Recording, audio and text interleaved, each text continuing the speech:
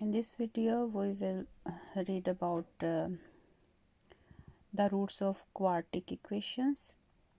Quartic equations is a polynomial in which the exponent or power of maximum value of exponent or power of degree is 4, right? So a quartic equation is a polynomial of degree 4. If it is of degree 4, then it has 4 roots. As we have discussed, it is the fundamental theorem of algebra that a polynomial of n degree has n roots. So it is a polynomial of degree 4, then it has 4 roots. No, basically these 4 roots will be of different types. Maybe first kind will be all roots will be 4 roots will be real, or second option will be maybe 2 real roots and it has only one pair of complex conjugate roots, or the third option will be 2 pairs of complex conjugate roots, maybe it has no real root. So some quadratic equations, they have no real roots in some cases, right? So then they have 2 pairs of complex conjugate roots. Now I will show you a question relating to this quartic equation. Here is a question that a quartic equation is given by, the variable has maximum power is 4 here, so it is quartic equation.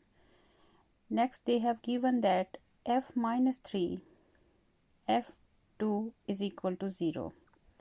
So here they are putting where x is, they are putting here minus 3 in every place where x is, and they are putting the value of x2 everywhere, and they are saying when you put x is equal to minus 3, the function value will be equal to 0, right? And when you are putting x is equal to 2, the function value is equal to 0. It means they have given us 2 roots, but how we can find the roots I will show you here. And then second part is find the other 2 roots of this function of x.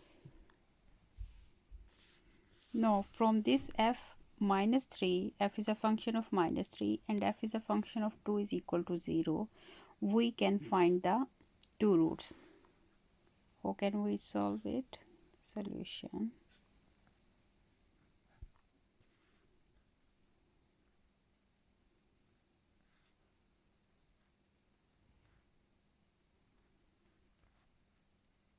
X is equal to minus 3, so x plus 3 is equal to 0, that is one factor, right? And x is equal to minus 3 is one root. And when x is equal to 2, x minus 2 is equal to 0 is second factor, right? And the root is 2. So x is equal to 2 and x is equal to minus 3. These are 2 roots of, and these are real roots of this quartic equation. Now if x plus 3 is a factor, x minus 2 is one factor, then if I will multiply them, both of them, x plus 3 and x minus 2, I will get answer.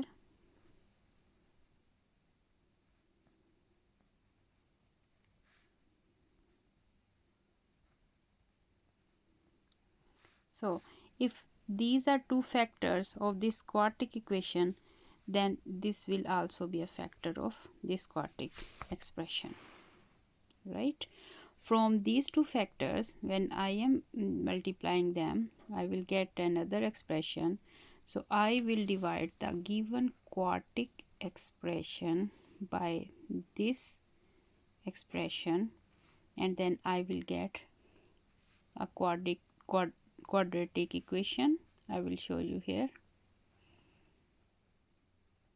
All these things I am doing to find the other 2 roots, right? You can divide this expression by this, you can divide this expression by this, but it will be a long process. It will give you answer and then you have to do more steps to get your answer. So the easy way is, if two factors are given, you will get two roots are given. From two roots you will get two factors. You will multiply these two factors and you will get a quadratic equation, right? You will divide your quartic equation by this quadratic equation, because when I will divide it by quadratic equation, I can get another quadratic equation and I will solve it by applying quadratic formula, right? No, x square will multiply by plus x, it will give me plus x cube minus 6x square. In the column of x square you will write it, changing the signs.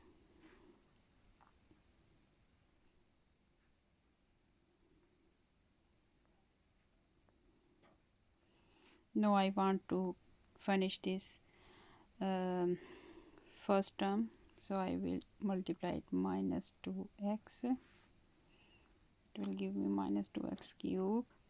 Minus 2x will multiply by plus x, it will give you minus 2x square. Changing the signs, circle out the previous sign. Minus 2x will multiply minus 6, it will give you plus 12x. Change the signs, first term will be cancelled. Second term we have 5x square plus 5x minus 30.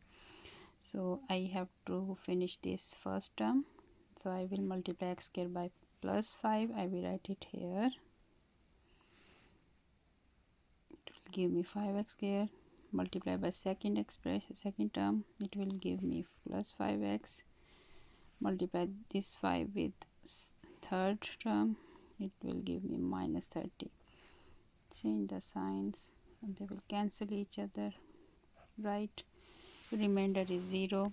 So x square minus 2x plus 5, this is the quadratic equation, or we will solve this quadratic equation and then you will get the other two roots, which will be complex roots of these quartic equations. X square minus 2x plus 5, we will solve it. A value is 1 here, b value is minus 2 here, as you have seen. C value is 5 here. To find the roots of x, I'm going to apply quadratic formula.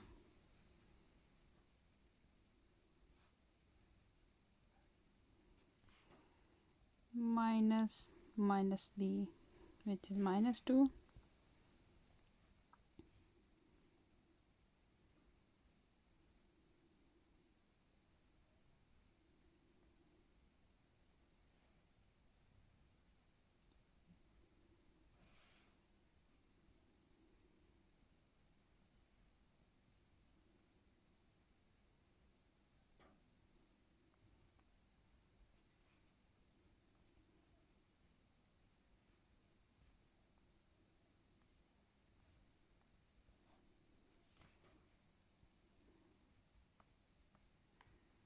I will write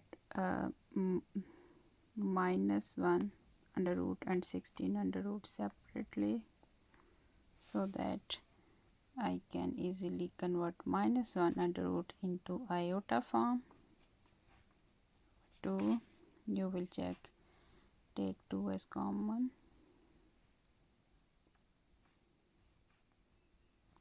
So we have find out two roots. One is 1 plus 2 iota and the second is complex conjugate 1 minus 2 iota, right? So 1 plus 2 iota and 1 minus 2 iota are the other roots of this quartic equation. So simple. Hopefully you can get it. They have just given us f minus 3. It means that this expression is a function of x. It is here. And f minus 3 shows that this function, the value of this function at point x is equal to minus 3, and the value of this function at point x is equal to 2. This represent these things, and this is equal to 0 represent that x is equal to minus 3, x is equal to 2. They are the roots of this given quartic equations. So if these are roots, from the root you can find the factor, right? So we get two factors. I am multiplying these two factors. Why? So that I will get a quadratic expression. Then I will divide this quartic equation by this quadratic equation which I have found by multiplying two factors. When I divide it, I will get the answer, which is also another quadratic equation. And we will solve this quadratic equation. Then we will get the complex conjugate roots, or one pair of complex conjugate roots. Right? Hopefully you can get it. It's so simple, so amazing. If we understand mathematics, is not a difficult one.